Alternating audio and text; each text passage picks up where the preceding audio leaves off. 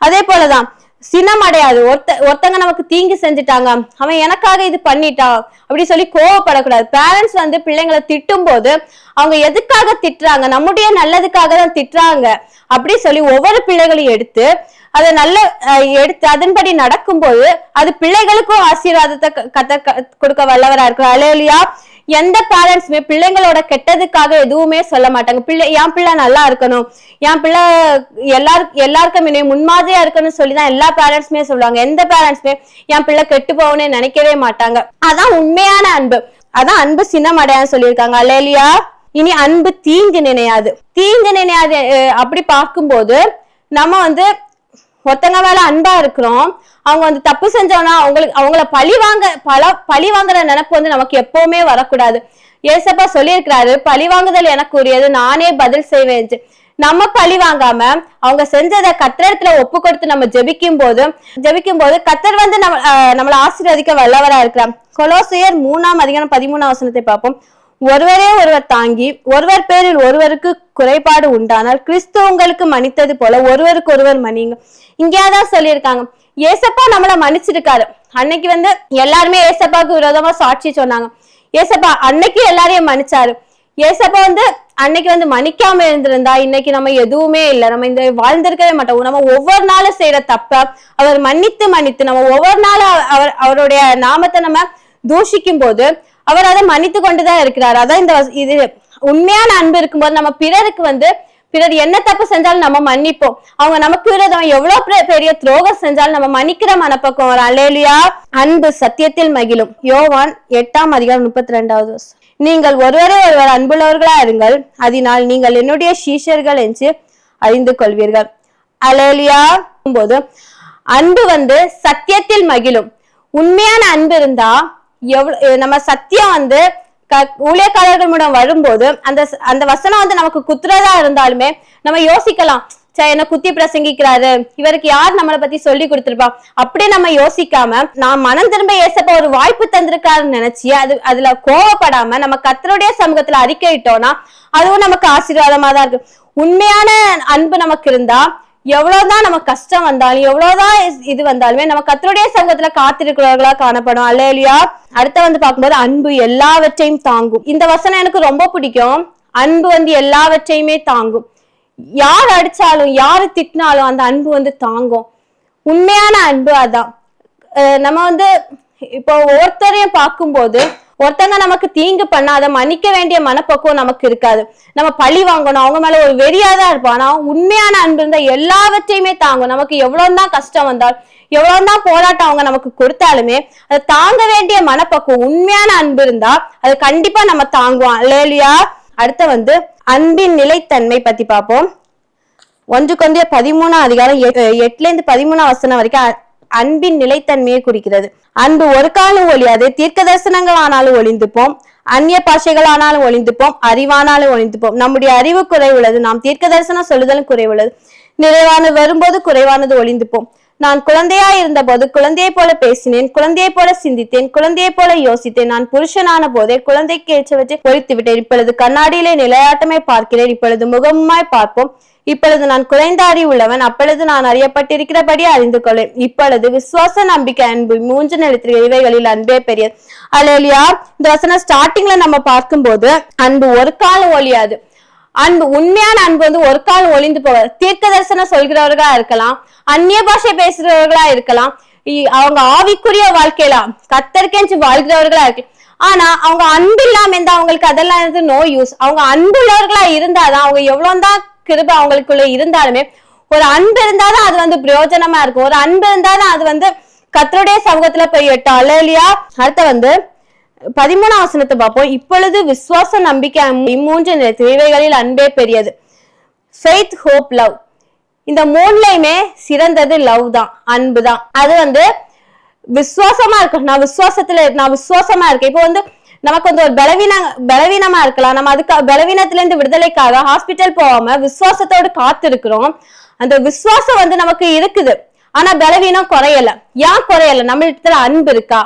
நம்ம இடத்துல அன்பு இருக்கான்னு ஃபர்ஸ்ட் நம்ம பார்க்கணும். பிறர்கிட்ட நம்ம அன்புள்ளவர்களா இருக்கிறோமா, பிறர்கிட்ட நம்ம எப்படி இருக்கிறோம், தாழ்மை இருக்குதா, நம்மள்ட்ட பொறுமை இருக்குதா, மனத்தாழ்மை இருக்குதா, அடுத்தவங்களை மன்னிக்கிறவர்களா இருக்கிறோம் நம்ம யோசிச்சு பார்க்கணும். நம்மளே நம்ம யோசிச்சு பார்க்கும்போது ஏதாவது இடத்துல நமக்கு குறை இருக்கும். நம்ம வந்து ஒரு பலவீனமா இருக்கட்டும், ஒரு ஆசீர்வாதத்துக்காக நம்ம காத்திருக்கிறவர்களா இருக்கு. ஏசப்பா கண்டிப்பா பண்ணுவாங்க. ஒரு சமூகத்துல நம்ம விசுவாசமா காத்திருந்தாலுமே நம்ம இடத்துல அன்பு இல்லா இருந்தா அந்த விசுவாசமும் நம்பிக்கையும் எதுக்குமே பிரயோஜனம் இல்லை. நம்ம இடத்துல அன்பு இருந்தா மட்டும்தான் அந்த விசுவாசமா இருக்கட்டும், ஒரு நம்பிக்கையா இருக்கட்டும், எதுவா இருக்கட்டும், அது வந்து யூஸ்ஃபுல்லா இருக்கும். அல்லேலூயா.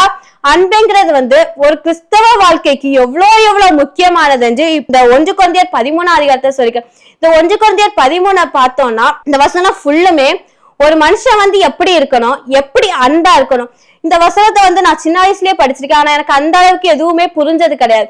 ஏதோ வசன போட்டிக்காக ஒருக்கா வசன போட்டிக்கு 1 கொரிந்தியர் 13 ஃபுல்லும் படிக்க சொன்னாங்க. நாங்க ஃபுல்லுமே படிச்சு காணாம மனப்பாடம் பண்ணி பிரைஸுக்காக சொல்லிட்டோம். ஆனா இந்த வசனத்துல என்ன இருக்கு, இதுல என்ன இருக்கு, இதுல அன்பை பத்தி என்ன சொல்லுதுன்னு அப்ப புரியல. ஆனா இப்போதான் அதை தியானிக்கும் போது இதுல ஒவ்வொரு சத்தியங்களையும் ஏசப்பா வெளிப்படுத்தி கொண்டு இருக்கிறார். நம்மளும் வசனத்தை சும்மா படிச்சு விடாதபடி அந்த வசனத்துல என்ன இருக்கு, அதுல ஏசப்பா என்ன சொல்லி இருக்கிறாரு, இது நமக்கு என்ன பேசுகிறது, இதன் மூலம் நமக்கு என்ன ஆசீர்வாதம் வருகிறது என்று தியானிக்கும் போதுதான் தெரியும்.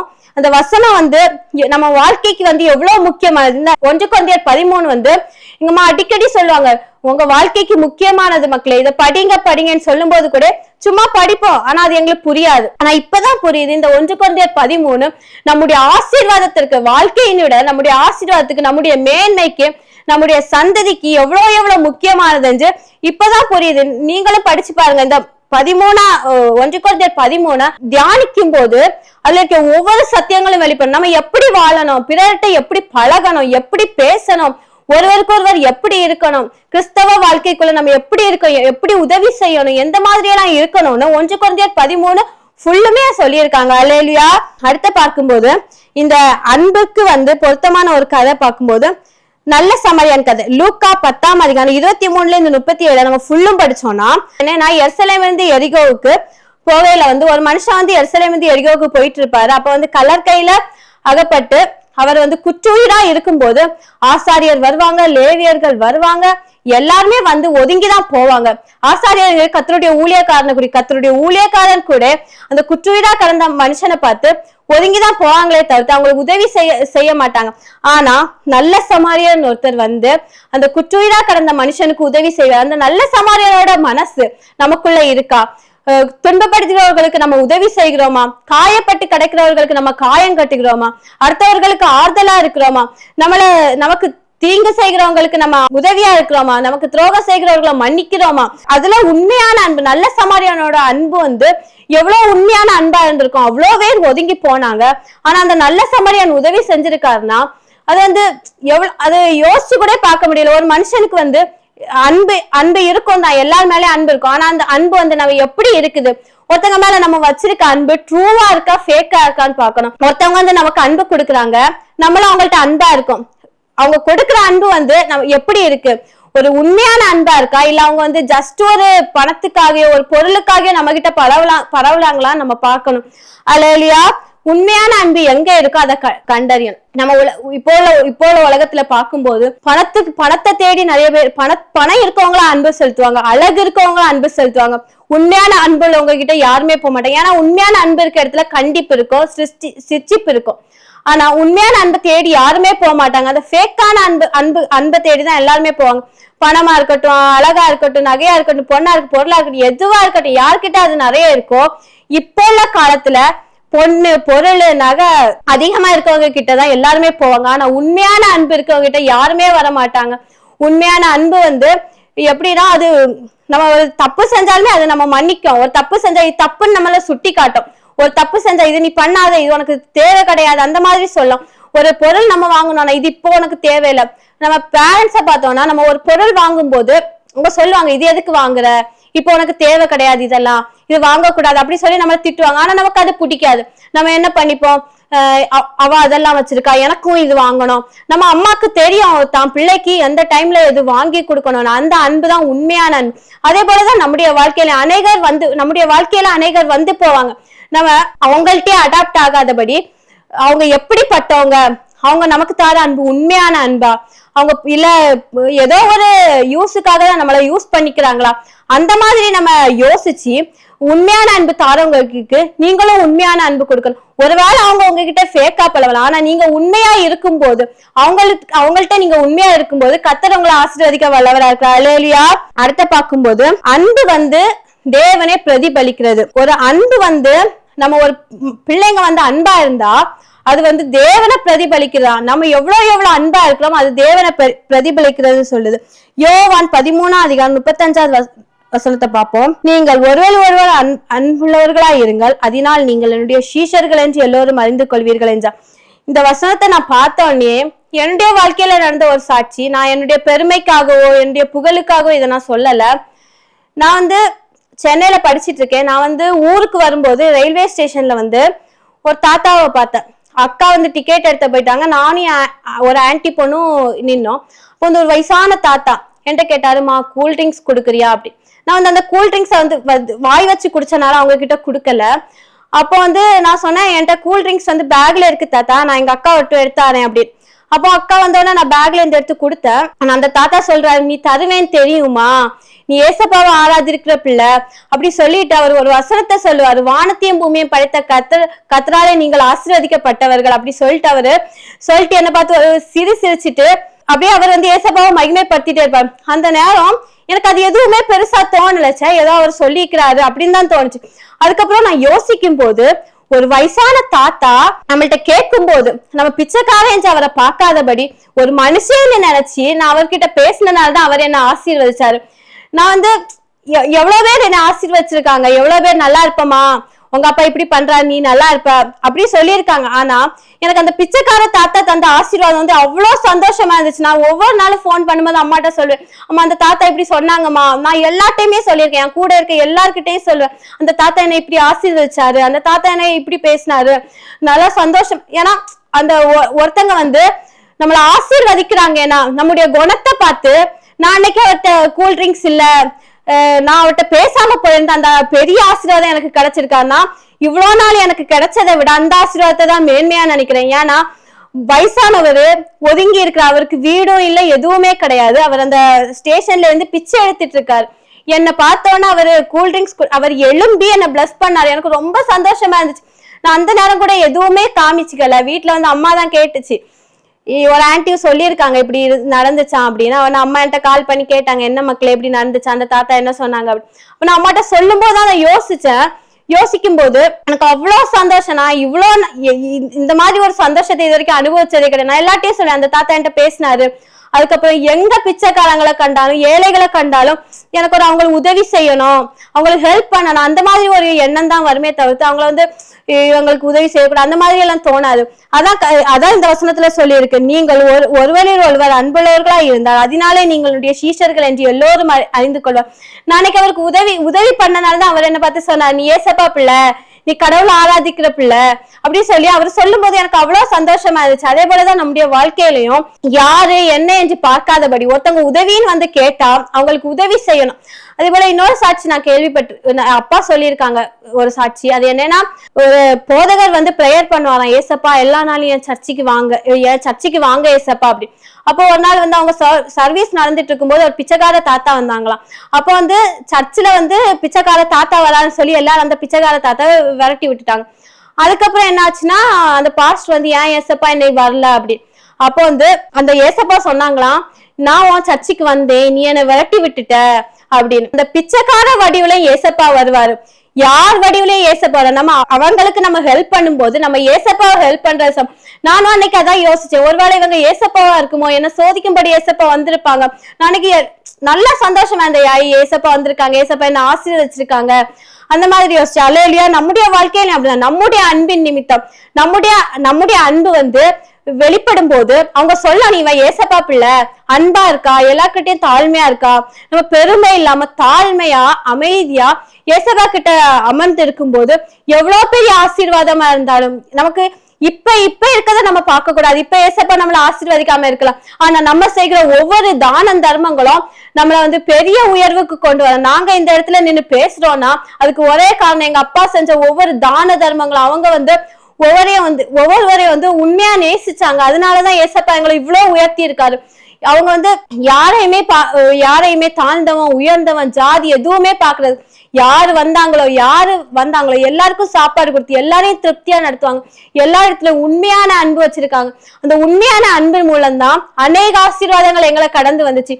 அவங்க வந்து உண்மையா இருக்கனாலதான், கர்த்தருடைய சமூகத்துல உண்மையான அன்பு வைக்கிறனாலதான் நாங்க இன்னைக்கு இவ்வளவு உயர்ந்திருக்கோம். ஒவ்வொரு பேரண்ட்ஸுமே தான் பிள்ளைய மட்டும் பார்க்காம அடுத்த பிள்ளைங்களையும் தான் பிள்ளையா பார்த்து நடத்தும் போது அந்த பிள்ளைங்களுக்கு தான் தனக்க பிள்ளைங்களுக்கு தான் அநேக ஆசீர்வாதத்தை கடந்து வரும். அல்லேலூயா. அடுத்த பார்ப்போம். அன்பு உலகத்தை மாற்றும் சக்தி உள்ள அன்பு வந்து இந்த உலகத்துல எவ்வளவு பெரிய இதா இருந்தாலுமே மாற்ற வல்லமை உள்ளது. ஒரு அன்புனால எதை வேணாலும் மாத்தலாம். நம்ம அன்பின் மூலம் அநேக காரியங்கள் நடக்குது. அல்லேலூயா. ரோமர் 12:21 பார்ப்போம். நீ தீமையினால் வெல்லப்படாமல் தீமையை நன்மையினால் வெல். இந்த வசனத்தை பார்க்கும்போது நீ தீமையினால் வெல்லப்படாமல் தீமையை நன்மையினால் வெல். இப்போ வந்து ஒருத்தங்க நமக்கு தீமை செஞ்சாங்கன்னா நம்மளும் மாறி தீமை செய்யக்கூடாது, நம்ம அவங்களுக்கு நன்மை தான் செய்யணும். ஒருத்தங்க நமக்கு துரோகம் பண்ணாங்கன்னா அவங்களுக்கு நம்ம மாறி துரோகம் பண்ணாம அவங்களுக்கு நன்மை செஞ்சு அவங்களுக்காக கர்த்தருடைய சமூகத்துல ஏசப்பா இவன் எப்படி வழி மாறி போறான் அப்படி பிரேயர் பண்ணும்போது கண்டிப்பா ஏசப்பா வந்து ஒரு நாள் மாற்ற வல்லவரா இருக்கிறார். நீ தீமையினால் வெல்லப்படாமல் தீமையை நன்மையினால். நான் இந்த வசனத்தை படிக்கும் போது யோசிச்சேன், நீ தீமையினால் வெல்லப்படாமல் தீமையை நன்மையினால் வெல். இது என்னதான் இருக்கும் ஏசப்பா? அப்படி பார்க்கும்போது தீமையினால் வெல்லப்படாம ஒருத்தங்க நமக்கு தீமை செஞ்சாங்க, ஏன்னா நம்ம மாறி அவங்களுக்கு தீமை செய்யக்கூடாது, நம்ம அவங்களுக்கு நன்மைதான் செய்யணும். அதான் பார்க்கும்போது நம்ம தீமை செஞ்சோம்னா நம்மள்ட்ட இருக்க அன்பு வந்து எதுக்குமே யூஸ் இல்லை. உண்மையான அன்பு உள்ளவங்க ஒருத்தங்க தீமை செஞ்சாலுமே ஒருத்தங்க துரோகம் செஞ்சாலுமே அவங்களுக்கு நன்மை செய்யதான் தோணும். ஒருத்தங்க வந்து நமக்கு விரோதமா பேசினாலுமே அவங்க ஏதோ தெரியாம பேசிட்டாங்க அவங்க போட்டோன்னு சொல்லி நம்ம விட்டு கொடுத்து போகும்போது எவ்வளவு பெரிய ஆசீர்வாதமா இருந்தாலும் நமக்கு கடந்து வரும். நம்ம அன்பினால அடுத்தவங்களை மன்னிக்கும் போது, நம்முடைய அன்பினால அடுத்தவங்க வந்து சந்தோஷப்படும் போது அது வந்து நமக்கு ஆசீர்வாதமா தான் இருக்கும். நம்ம வந்து ஒரு முதியோருக்கா இருக்கட்டும், ஒரு திக்கற்ற பிள்ளைகளுக்கா இருக்கட்டும், நம்ம உதவி செய்யும் போது அது வந்து அந்த சந்தோஷமே கொஞ்சம் நல்ல சந்தோஷமா இருக்கும். அதான் இந்த இதுல சொல்லியிருக்கேன், அன்புங்கிறது வந்து முகம் பார்த்து இல்லாம காசு பணம் பார்த்துலாம் உண்மையான அன்பா இருக்கணும். கிறிஸ்துவனுடைய அன்பு. ஏசப்பா வந்து நமக்கு அன்பதான் மாதிரியா வச்சுட்டு போயிருக்காரு. ஆவியின் கனிகள்ல முதல் கனியுமே அன்புதான். அன்பு வந்து என்ன பொறுத்தளவு அது வந்து ஒரு பரலோக ராஜ்யத்தின் திறவுகோல். நம்ம அந்த திறவுகோல் வந்து நம்ம கையில தான் இருக்கு. பரலோக ராஜ்யத்துக்கு போறது வந்து நம்ம கையில தான் இருக்கு. அன்பு வந்து ஒரு பரலோக ராஜ்யத்தின் திறவுகோலா இருக்கும்போது அந்த அன்பு நம்ம உண்மையான அன்பு நமக்குள்ள இருக்கும்போது, உண்மையான கர்த்தருடைய அன்பு நமக்குள்ள இருக்கும்போது நம்ம கண்டிப்பா பரலோக ராஜ்யத்தை சுதந்திரிப்போம். அல்லேலூயா. உண்மையான அன்பு நமக்குள்ள எப்ப வெளிப்படுதோ, உண்மையான அன்பு இருக்கும்போது அந்த பரலோக ராஜ்யம் வந்து நமக்கு தான். அந்த மாதிரிதான் அன்புதான் வந்து எல்லாத்துக்குமே முதற்படி. நம்ம கர்த்தருடைய வாழ்க்கை, கர்த்தருடைய ஊழியத்துல வளர்றதா இருக்கட்டும், கர்த்தருடைய ஊழியத்தை செய்கிறதா இருக்கட்டும், வேற நம்ம ஸ்பிரிச்சுவல் லைஃப் தாண்டி நம்ம நார்மல் லைஃப் பார்க்கும்போது அதுலயுமே அப்படிதான் அன்பு. இந்த வசனத்துல சொல்லியிருக்காங்க, அன்பு தீங்கு நினையாது, பொறாமை கொள்ளா, தற்பொழிவை நாடாது, சின்னமடை. இப்போ நார்மல் லைஃப்லயுமே அன்பு இருந்தா நம்ம கர்த்தர் நம்மளை உயர்த்த வல்லவரா இருக்கிற, அடுத்தவங்களை மன்னிச்சு அடுத்தவர்களுக்காக வாழ்ந்து தனக்குன்னு இல்லாம தனக்கு இருக்கிறதுல அடுத்தவங்களுக்கும் கொடுத்து வாழும் போது கர்த்தர் நம்மளை ஆசீர்வதிக்க. நமக்கு மட்டும் அந்த ஆசீர்வாதம் இல்ல, நம்முடைய சந்ததியா. இப்போ ஒரு பேரண்ட்ஸ் வந்து ஒருத்தவங்களுக்கு செய்ய நன்மைகள் வந்து அவங்க பிள்ளைகளுக்கு தான் பைபிள் சொல்லுது. ஒவ்வொரு பேரண்ட்ஸும் பிள்ளைகளுக்காக பணத்தை சேர்த்து வைக்கிறத விட ஒவ்வொரு பேரண்ட்ஸும் அன்பு செலுத்தி அடுத்தவங்களை அரவணைச்சு அடுத்தவங்களுடைய ஆசீர்வாதத்தை பிள்ளைகளுக்கு சேர்த்து வைக்கிறது உலக பிரகாரமான நன்மைகளை விட, உலக பிரகாரமான ஆசீர்வாதங்களோட அந்த ஆசீர்வாதம் தான் பெரியது. அதான் இந்த அன்பை பத்தி. இந்த அன்பு வந்து நம்முடைய வாழ்க்கையில வந்துட்டாலே நம்முடைய வாழ்க்கையில இருக்க எல்லா கஷ்டங்களுமே, நம்முடைய வாழ்க்கையில இருக்க எல்லா துன்பங்களுமே, நம்முடைய வாழ்க்கையில அநேக போராட்டங்கள் வரும், இல்லைன்னு இல்ல, அநேக கஷ்டங்கள் வரும். அதுலயும் கர்த்தருடைய அன்பு, கர்த்தர் என்ன சொல்லியிருக்காரு, எல்லாரும் மன்னிக்க சொல்லியிருக்காரு. எல்லாரும் தனக்குன்னு இல்லாம எல்லாருக்காகவும் பிறருக்கு உதவி செஞ்சு இல்லாதவங்களுக்கு கொடுத்து உதவி செய்யும் போது கர்த்தர் ஆசீர்வதிக்க வல்லவரா இருக்கிறார். அல்லேலூயா. யாவரும் ஒரு விசை இருந்த இடத்திலே தலைகளை தாழ்த்தி ஜெபிப்போம்.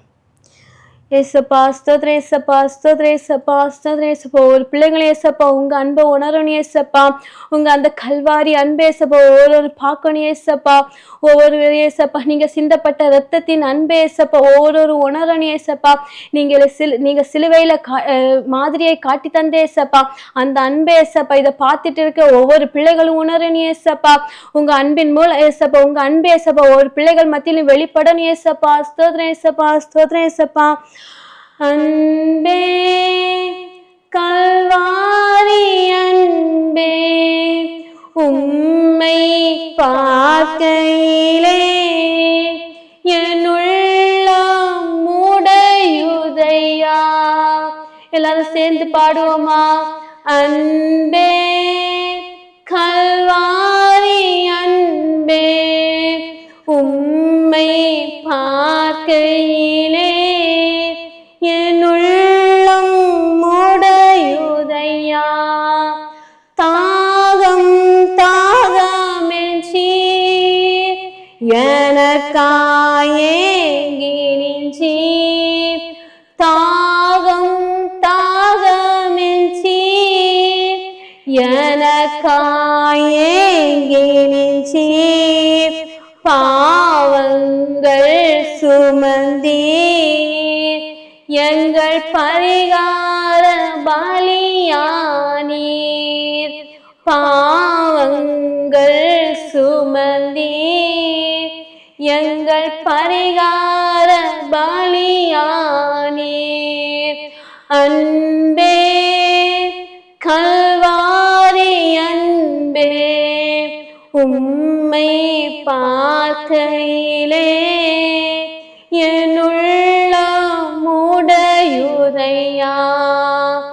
அன்பே கல்வாரி அன்பே, உம்மை பார்க்கையிலே என் உள்ளம் ஊடையுதையா. எல்லாரும் ஏசப்பா சிலுவையில கொடுத்த அன்பை ஒரு விஷயம் நோக்கி பார்ப்போமா? ஏசப்பா அன்னைக்கு அந்த சிலுவையில இருந்தும் மன்னித்தார். அதே போலதான் நம்முடைய வாழ்க்கையில நமக்கு ஒருத்தங்க துரோகம் செஞ்சிருந்தா அதை மன்னிக்க வேண்டிய கிருபையை எல்லாரும் கர்த்தர் இடத்துல கேளுங்க. நம்ம மன்னிக்கிறது நம்முடைய வாழ்க்கைக்கு எவ்வளவு முக்கியமானது. ஸ்தோத்திர ஏசப்பா, ஸ்தோத்திர ஏசப்பா. ஒவ்வொரு பிள்ளைகளை நீங்களே பாதுகாத்துக் கொள்ளுங்க ஏசப்பா. ஸ்தோத்திர ஏசப்பா. இந்த செய்தியின் மூலம் ஏசப்பா ஒவ்வொருவருக்கும் ஏசப்பா ஸ்தோத்திர ஏசப்பா ஆறுதலே ஏசப்பா. ஏசப்பா நன்மையை கட்டளையிடுங்க ஏசப்பா. இதன் மூலம் ஏசப்பா அநேக ஆத்துமாக்கள் ரட்சிக்கப்பட கிருபை செய்யுங்க ஏசப்பா. அநேகர் ஏசப்பா உம்முடைய அன்பை உணர்ந்து கொள்ள கிருபை செய்யுங்க ஏசப்பா. ஸ்தோத்திர ஏசப்பா. உம்முடைய அன்புல ஏசப்பா இன்னும் அதிகமா நிலைத்து நிற்க கிருபை செய்யுங்க ஏசப்பா. ஸ்தோத்திர ஏசப்பா, ஸ்தோத்திர ஏசப்பா. ஒவ்வொரு ஏசப்பா இதை கேட்டுக்கொண்டிருக்கிற ஒவ்வொருவரையும் நீங்களே கண்ணுகாத்துமாய் பாதுகாத்துக் கொள்ளுங்க ஏசப்பா. பலவீனமா இருக்கிறவங்களுக்கு பரிபூரண சுகத்தை கொடுங்க ஏசப்பா. உங்களுடைய ஆசீர்வாதத்துக்காக காத்திருக்கிறவர்களுக்கு ஏசப்பா ஆசீர்வாதத்தை கட்டளையிடுங்க ஏசப்பா. ஒவ்வொருவரையும் நீங்களே பாதுகாத்துக் கொள்ளுங்க ஏசப்பா. ஒவ்வொரு உங்களுடைய கருத்தில் ஒப்படைக்கிற ஏசப்பா. குற்றம் குறைகளை எல்லாம் நீங்க தாழ்த்து நம்முடைய சிகிச்சை ஜெபம் கொஞ்ச நாள் தப்புனே. ஆமென். அல்லேலூயா.